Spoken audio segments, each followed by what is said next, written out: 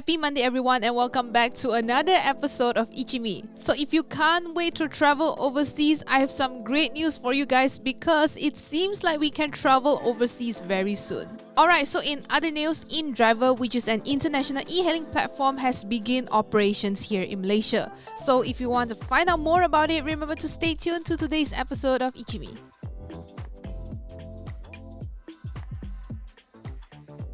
Apple has recently announced a new update called iOS 15.0.1 which fixes several bugs that were on the initial iOS 15 that was released last week. This includes the issue where iPhone 13 users were unable to unlock their smartphone with their smartwatch when wearing a face mask. So all you have to do to update is to go to your iPhone settings, then head over to General, then click on Software Update. Over there, you should be able to see iOS 15.0.1 update being available and you can proceed to download it. It is also recommended that you connect to your Wi-Fi and your smartphone must have at least 50% of battery. The update also solves an issue where the settings section may incorrectly display an alert that your iPhone storage is full. It also addresses a problem where audio meditations could unexpectedly start a workout on the Apple for Fitness Plus users. On the initial iOS 15 upgrade, users have also complained about touchscreen responsiveness and third apps not being able to make use of the iPhone 13 Pro's 120Hz screen refresh rate. Unfortunately, we are actually not clear if these issues were actually solved with iOS 15.0.1 or users will have to wait for another update.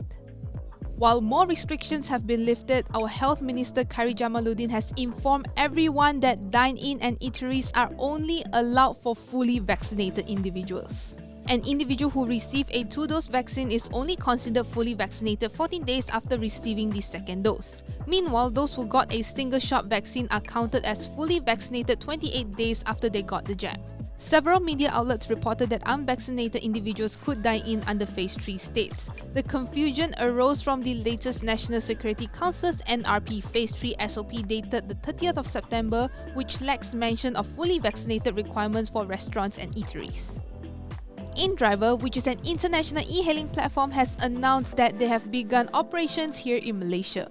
Unlike typical e-hailing apps such as Grab or Asia Ride, InDriver aims to offer a unique service by allowing passengers and drivers to negotiate the fare of the ride. The e-hailing service is now available in Penang, Alor Setar, Sungai Petani, Ipoh, Taiping, Melaka, Johor Bahru, Batu Pahat, Kluang, Kuantan, Kuala Terengganu, Kuching, Miri, Sibu, Bintulu and Kota Kinabalu. It aims to officially roll out in Klang Valley soon and currently, it appears that they are already available in Kuala Lumpur and Selangor. InDriver isn't exactly new locally as it has been available under the radar in Malaysia since last year. Malaysia E-Hailing Drivers Association had previously called them out for operating illegally in Malaysia and alleged that it accepted drivers without the required public service vehicle license. When we asked InDriver about their status, they told us that they have obtained approvals from the Ministry of Transport and the Land Public Transport Agency. To comply with the regulations, InDriver requires all drivers to have a PSV and they will also assist newcomers who are interested to join by providing the necessary information to get the permits. But if you're actually planning to use InDriver service, remember to bring cash at all times because they don't have a cashless payment system.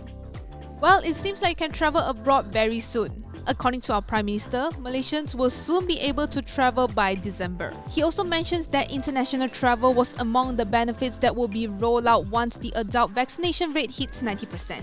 You will also no longer need to apply for My Travel Pass once global travel is allowed to resume. He also said that the government was also in discussion with Singapore to allow workers from Johor to commute to the Island Republic for work following the suspension of the reciprocal Green Lane program. Alright, so that's it from me. Thank you guys so much for watching. Remember to like our video if you liked it and subscribe to our YouTube channel if you haven't already, and also click on the notification bell icon so you won't miss any of our future videos.